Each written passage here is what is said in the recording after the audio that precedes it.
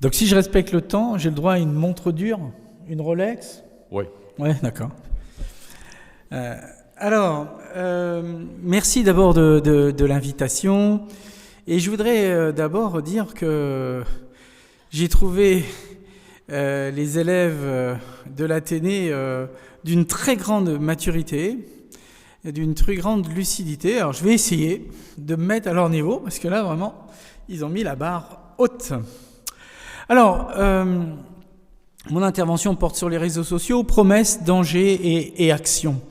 Ce qui me semble important de rappeler, c'est que l'avènement des réseaux sociaux a reposé sur la diffusion très large d'un imaginaire, et d'un imaginaire qui était un imaginaire fait d'optimisme, plein de promesses, promesses qui ont été peu à peu contrariées, contestées, au point même de pouvoir dire que finalement c'est peut-être le reposé qui s'est imposé. Et donc je voudrais revenir justement sur un certain nombre de tensions qui permettent d'essayer d'évaluer l'écart entre un imaginaire, une idéalisation et les pratiques sociales, la manière de se les approprier. Un des premiers éléments, sans que ce soit une hiérarchie, mais puisqu'il faut bien commencer par quelque chose, les réseaux sociaux ont été associés très vite à l'idée de publicité au sens de la théorie démocratique de rendre public, et donc de transparence. Et son pendant négatif, c'est ce qu'on pourrait appeler en bon français le bad buzz, la façon dont, en fait, au contraire, les choses tournent mal. Donc la publicité, au sens donc de rendre public, d'accessible aux citoyens, et la transparence sont deux idéaux de base du modèle démocratique.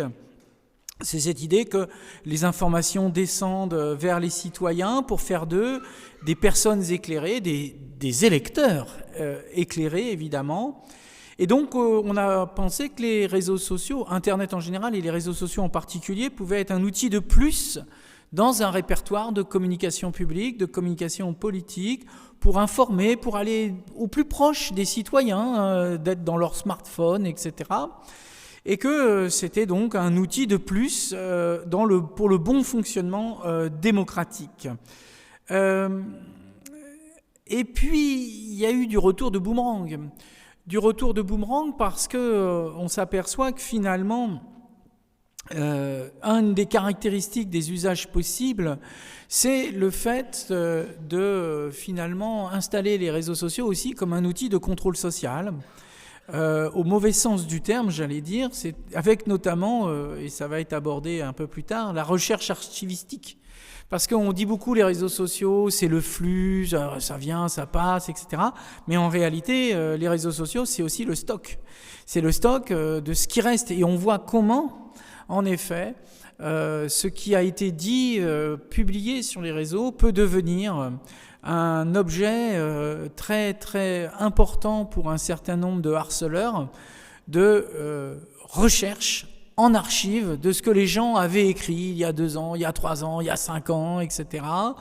De les sortir plus ou moins de leur contexte, en tout cas, en tout état de cause, de les décontextualiser du moment historique où ça a été publié, et où finalement, cette idée de transparence, on commente, on dit les choses à un moment, on informe, etc., peuvent se retourner complètement contre ceux qui avaient fait cet effort-là, parce qu'on va leur ressortir... alors je ne parle pas des propos haineux qu'on n'avait pas vus parce que vous n'étiez pas une personnalité connue, puis quand vous devenez un peu connu, on vient regarder un peu qui vous êtes, et puis là on s'aperçoit qu'en fait vous êtes un raciste. C'est pas de ça dont je parle, c'est vraiment de ceux qui, à des moments, disent des choses, et puis finalement tout ça, dans un autre contexte, évidemment, se retourne complètement contre vous. Une autre caractéristique de l'appropriation des réseaux sociaux, qui m'intéresse ici, c'est ce qu'on appelle la culture LOL. LOL, acronyme dont l'équivalent, dont la traduction serait mort de rire, MDR, sur les réseaux sociaux francophones.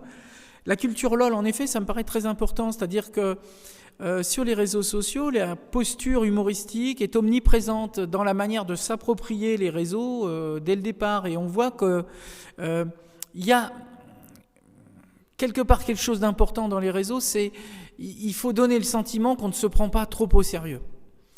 Ça se voit par exemple dans les profils, et on voit énormément de gens qui assument de faire un profil décalé, y compris les journalistes. J'ai beaucoup travaillé à un moment sur ce que j'avais appelé l'identité des journalistes, c'est-à-dire la manière dont les journalistes se mettaient en scène dans leur profil, etc. Et on voyait que, vous voyez, bon, je suis journaliste, tout, mais en même temps, on fait des blagounettes, on met des photos qui sont en complet décalage par rapport à soi-même, etc., etc. Bon.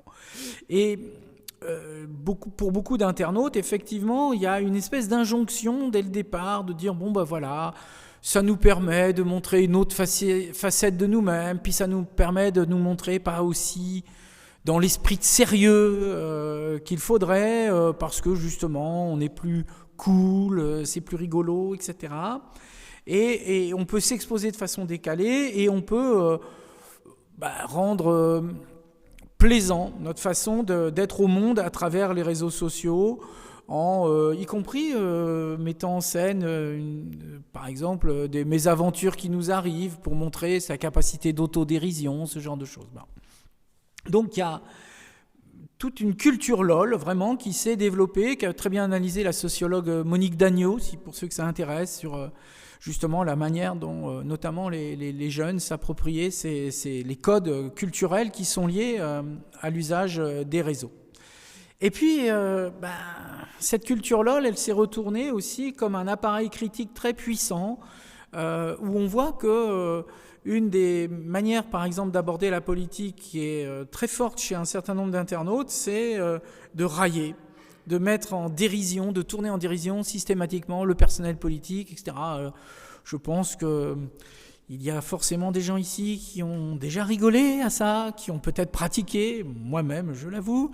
Mais il est un fait qu'on est rentré dans ce que j'appelle, du coup, c'est pas vraiment un concept, mais c'est au moins un jeu de mots, la démocratie, c'est-à-dire cette considération qu'ont un certain nombre de citoyens que d'être citoyen sur Internet, c'est de faire preuve d'un esprit critique, mais d'un esprit critique qui devient un esprit sarcastique et qui met en dérision beaucoup de propos, notamment le personnel politique, à travers les mèmes, les photomontages, les vidéomontages, les ceci et cela, l'utilisation des emojis, voilà.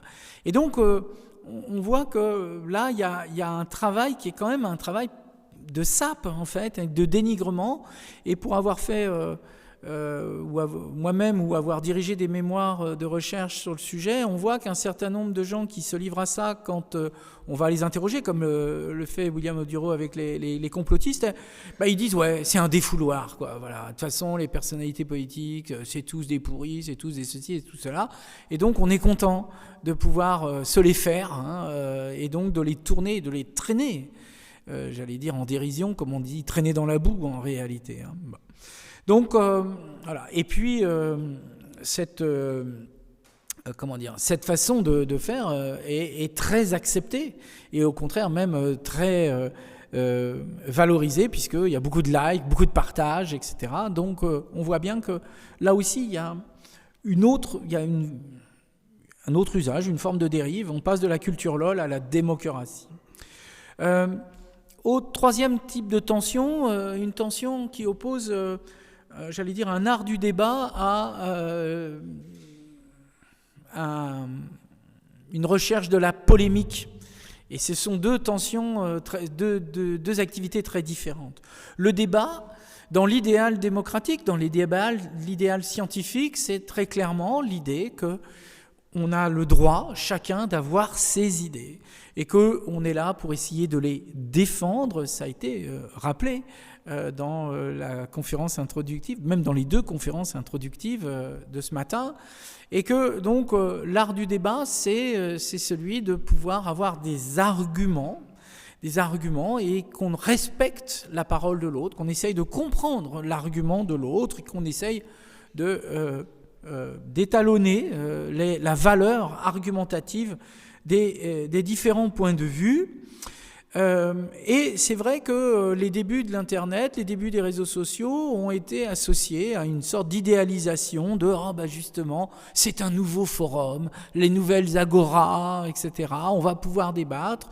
il y a eu beaucoup de textes sur finalement Internet et les réseaux sociaux sont le prolongement de l'idéal d'espace public de Jürgen Habermas, cette idée que justement ça va aller démocratiser l'accès à la parole publique et ça va permettre de mieux diffuser les différentes idées et que donc chacun pourra mieux se faire son opinion. Je surveille l'heure pour gagner ma Rolex.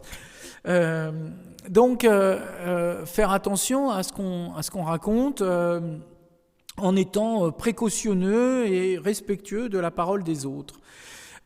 Et on voit comment, en fait, l'appropriation des réseaux sociaux s'est assez vite transformée en une quête de la polémique, en une quête donc de la volonté, non pas d'essayer d'entendre les arguments des autres, mais d'imposer son argumentaire, sa vision du monde, et donc de rendre finalement caduque cette utopie des réseaux sociaux comme nouvelle agora. Et je dirais c'est la grande victoire de Karl Marx, dont quand même le principal enseignement est de nous expliquer que finalement le moteur de l'histoire c'est le conflit, et il n'y avait pas de raison d'imaginer que l'avènement de cette ère numérique serait tout d'un coup une ère pacifiée où tout le monde se respecterait et tout le monde considérerait que ce serait formidable d'accéder aux différentes opinions pour essayer de les évaluer, de les sous-peser.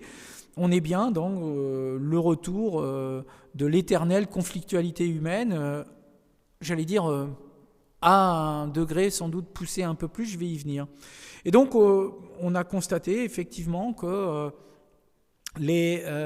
l'appropriation par beaucoup des réseaux sociaux était une volonté d'affirmer ses opinions, et d'utiliser la capacité de sollicitation des uns des autres comme étant une façon d'aller porter le fer et non pas argumenter, et tombant jusqu'à les excès que sont ceux de finalement la volonté de faire taire l'autre en réalité. Et on a vu les pratiques de harcèlement se mettre en place, dont par exemple beaucoup de journalistes ont pu être victimes. Certains journalistes choisissant, alors ça a été le cas au Monde, d'essayer d'aller argumenter contre les uns et les autres, et puis renonçant, voire fermant son compte parce qu'on dit là, on n'en peut plus quoi. En fait, ça sert à rien d'argumenter, etc., etc. Donc et du coup, il faut accepter l'idée que en fait, c'est pas étonnant. C'est pas étonnant parce que une partie des gens qui se sont appropriés ces réseaux, ce sont des gens qui se les sont appropriés en considérant que c'était un contre-espace public. Finalement, vous avez des gens, notamment dans des positions extrémistes, des positions très dissidentes, etc., qui ont dit « mais nous n'avons pas accès aux médias. Les médias traditionnels ne nous ouvrent pas leurs portes. Nous sommes invisibilisés par les médias. Alors nous allons pouvoir utiliser ces nouveaux médias, ces nouveaux supports comme contre-espace public pour avoir une existence. Et ce n'est pas un hasard si la fachosphère a été dans les premiers à s'approprier pleinement les codes d'expression des réseaux sociaux, parce qu'ils n'avaient finalement plus tellement d'endroits où ils pouvaient espérer être visibles. Et donc, évidemment, loin d'une vision irénique, pacifiée des choses, on a vu beaucoup de positions très dures, très extrémistes, très marginalisées, interdites d'expression dans le reste de l'espace public, s'approprier cela et imposer un peu leur code et leur présence, et être justement dans le disruptif. Et Donald Trump en a offert évidemment l'exemple massif, au point de l'aider à finir par accéder au pouvoir et donc aux médias mainstream. Quatrième tension, j'en ai 5, c'est la désintermédiation journalistique et donc les méfaits que cela produit. En fait, la régulation de l'espace public dans l'idéal habermasien, elle repose sur l'idée qu'il y a des gardiens du temple, et ces gardiens du temple, c'est les journalistes notamment, parce que ils ont une épistémologie. ils ont une façon d'introduire dans notre monde des choses qu'on va appeler informations, c'est-à-dire des éléments de connaissance qui nous aident à nous orienter, à nous repérer. Et ils le font parce que ils ont des règles déontologiques, ils mettent en place des process, un système, j'appelle ça une épistémologie, un appareillage de preuves, etc., qui nous approche d'une certaine véracité, on va dire ça comme ça. Les journalistes n'étant pas là pour dire totalement le vrai et le faux, mais de quelque chose qui s'approche le plus possible du vrai. Et donc, les réseaux sociaux représentent une dérégulation informationnelle. Le marché de l'information est totalement dérégulé dans ce contexte, et on voit bien comment, alors dérégulé du point de vue des fondateurs, puisque d'autant plus que ce sont des sociétés américaines où les principes de régulation de la liberté d'expression sont quasi inexistants au nom de la liberté d'expression absolue, même si on se rend compte que tous ceux, les Elon Musk, etc., qui depuis des années disent qu'ils luttent pour la liberté d'expression, sont les premiers maîtres censeurs. Regardez la liste de tous les mots que les scientifiques américains n'ont plus le droit d'utiliser, etc. J'espère que pour tous ceux qui ont cru un jour qu'ils se battaient pour la liberté d'expression, que les yeux se dessillent et qu'ils se rendent bien compte qu'en fait, ils militent depuis longtemps pour la liberté de leur expression, ce qui n'est pas tout à fait la même chose. Et donc, vous avez une dérégulation de l'information sans régulation par les acteurs, et il a fallu, justement, et c'est la grande force de l'Union européenne, il a fallu entamer un bras de fer et imposer un rapport de force. Et ce n'est que parce qu'il y a du rapport de force que les acteurs des réseaux sociaux, les GAFAM, etc., régulent quelque chose, acceptent de réguler quoi que ce soit. Parce que sinon, ils ne le font pas. Et ils ne le font pas d'autant plus que c'est contraire à leur intérêt économique. Puisque, on le sait, un certain nombre de contenus faux qui suscitent beaucoup d'émotions, beaucoup de controverses, donc ça permet de faire réagir, donc ça crée du débat, donc ça permet d'identifier les émotions des uns et des autres. Or, qu'est-ce que font ces réseaux ? Ils vivent de la capacité à récolter nos données qui concernent notre personnalité, notre réactivité, nos émotions, etc. Et donc après, on est fiché en quelque sorte, émotionnellement, et on est profilé et on est vendu après à du placement publicitaire. Donc il est très clair qu'ils n'ont aucun intérêt à réguler, et la grande force de l'Union européenne, c'est de l'avoir fait. Et on voit bien comment ce rapport de force, dès lors il ne leur est plus défavorable, il se sépare de toute contrainte. Et vous voyez que l'avènement de Trump 2 a correspondu au fait que le patron de Meta dit nous maintenant on arrête de financer le fact-checking, on arrête ceci, enfin en tout cas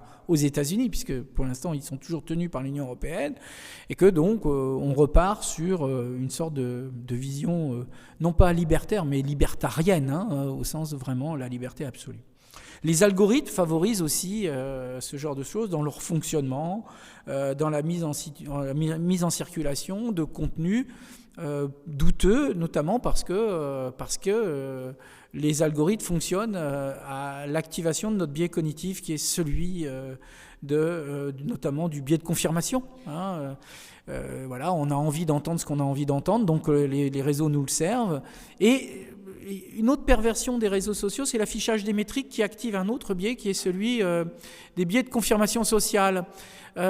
C'est un peu, écoutez Jean-Pierre, là je sais pas, je vais faire appel au vote du public, parce que je sais pas répondre, qui veut gagner des millions là, Et donc 72% du public a voté A. Je vais dire A, parce que c'est pas idiot de se dire que finalement, comme je ne sais pas, je vais m'en remettre à la réponse qu'elle a plus donnée, quoi. C'est rationnel en tout cas. Et donc là, le fait de voir partager 500 000 likes, 300 000 partages, d'abord, je ne dois pas être si con que ça, puisqu'il y en a 500 000, il ne peut pas y avoir 500 000 cons quand même. Si, mais faut pas leur dire. Voilà, donc on s'active, on se dit, finalement, on va faire ça comme ça. Et tout ça aboutit, c'est mon 5e point, à ce que j'ai appelé un ensauvagement du web. On voit qu'il n'y a pas de déterminisme technologique et ce qu'a très bien dit mon collègue juste avant moi, il n'y a pas de déterminisme technologique dans l'utilisation des réseaux sociaux, etc. Mais ce qui est vrai, c'est que les réseaux sociaux, dans les modalités d'usage qu'ils nous offrent, favorisent un certain nombre de pratiques. Par exemple, il est un fait que vous avez un effet de désinhibition avec la capacité d'expression en ligne, effet de désinhibition puisque finalement on peut se protéger derrière un anonymat. Donc je n'ai pas à assumer publiquement ce que je dis, puisque lâchement je me protège derrière le recours à un avatar, à tout ce qu'on veut, un pseudonyme, etc. En plus, le réseau social nous coupe d'un point très important qui est constitutif de notre rapport à la civilisation, et que là je voudrais évoquer le philosophe Emmanuel Lévinas. Lévinas, dans sa réflexion sur l'éthique, nous dit un des points importants dans la relation humaine, c'est le visage. Je vois l'autre. Et quand je vois l'autre, d'abord, à travers le visage de l'autre, c'est l'autrui généralisé, c'est l'espèce humaine que je vois, et puis je vois sa réaction. À travers les réseaux sociaux, il n'y a plus de visage. Donc je peux harceler quelqu'un. Je ne me rends pas compte du dégât que je fais sur lui. Voilà. Et puis, tous les phénomènes communautaires amènent aussi à favoriser, ce n'est pas obligé, mais favoriser le harcèlement en ligne. On chasse en meute sur les réseaux. Et on voit bien comment, effectivement, des communautés se mettent à... ça favorise énormément. Et on voit, c'est tout le problème du cyberharcèlement scolaire, par exemple, qui peut, dans un certain cas, être assimilé à un véritable fléau. Alors, pour les régulations européennes, dans tout ça, eh bien, écoutez, ça va dans tous les sens. D'abord, je pense et il faut en avoir conscience, et je pense qu'ici tout le monde en a conscience, qu'effectivement l'Union européenne défend un modèle de démocratie libérale qui est aux antipodes de ce que peut défendre un Elon Musk et un Donald Trump. Elon Musk qui est donc président des États-Unis et Donald Trump son vice-président, pour le cas où vous auriez eu des doutes. Donc il y a cette idée qu'effectivement plusieurs lois, plusieurs directives protègent finalement au niveau de l'espace européen une certaine conception de la démocratie. Le Digital Service Act qui amène à avoir des obligations pour les plateformes autour du respect d'autrui, de la non-discrimination et ce genre de choses, c'est-à-dire favoriser les conditions d'exercice d'un débat qui correspond à l'espace public idéalisé d'un Jürgen Habermas, et avec un principe assez clair, ce qui est illégal dans le monde physique le sera aussi en ligne. Parce que c'est vrai que les débuts du monde de l'Internet et des réseaux, c'était un peu, il y a le monde réel, d'ailleurs, in real life, IRL, voilà. Et puis, il y a le monde, c'est pas tout à fait pareil. D'ailleurs, je peux être très méchant en ligne et puis être un pas si mauvais gars in real life, quoi, une sorte de dédoublement de personnalité un peu schizophrène, mais... voilà, là, c'est vraiment cette idée qu'il n'y a pas d'extraterritorialité et les principes qui régulent un bon fonctionnement démocratique ordinaire doivent pouvoir être des principes qui régulent le monde de l'Internet. Et puis, c'est aussi reconnaître que dans les législations nationales, on a le droit d'imposer des restrictions à la liberté d'expression. La liberté d'expression, c'est pas la liberté de mon expression dès lors qu'elle est offensante, dès lors qu'elle est discriminante, dès lors que, voilà, etc., etc. Eh bien, du point de vue français, dire les Juifs ont trop de pouvoir, ce n'est pas une opinion, c'est un délit, et nous avons le droit de le considérer comme tel, et l'Union européenne, dans son cadre législatif, le permet.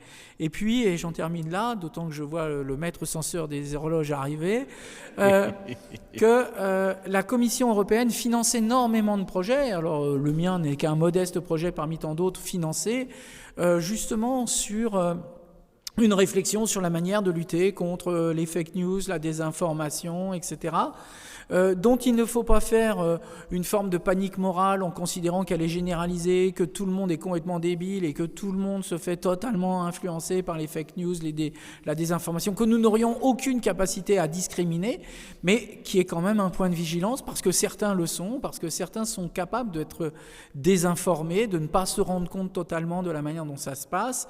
Et je voulais vraiment saluer le travail de William Audureau, que j'ai trouvé très pertinent dans le principe même de faire preuve d'une démarche compréhensive, c'est-à-dire d'aller voir un complotiste, d'aller voir des gens, moi je fais un peu la même chose avec des gens qui croient à un certain nombre de fake news, etc. C'est-à-dire c'est très important d'essayer de comprendre pourquoi ils le font. Et à cet égard, et j'en termine là, je pense que William n'a pas utilisé ce terme, mais c'était implicite. Je crois qu'une des clés, effectivement, c'est de comprendre que les gens sont dans une position anti-système, en fait. C'est-à-dire qu'ils considèrent le système avec un grand S, avec le grand flou, ce que ça représente, mais c'est vraiment d'être en opposition. Et on se nourrit de ça. Et vous pouvez réguler les connaissances, etc., tant que vous voulez. De toute façon, si vous n'avez pas réglé les problèmes sociaux, économiques, etc., qui sont à la source de ça, de toute façon, vous ne ferez jamais rien. D'où le fait que toutes ces luttes contre la désinformation, pour l'esprit critique, il doit être totalement associé à une vision claire de ce que l'on peut faire pour régler un certain nombre de problèmes politiques et sociaux, parce que tant qu'ils ne seront pas réglés, l'esprit critique sera abandonné au profit de l'idéologie.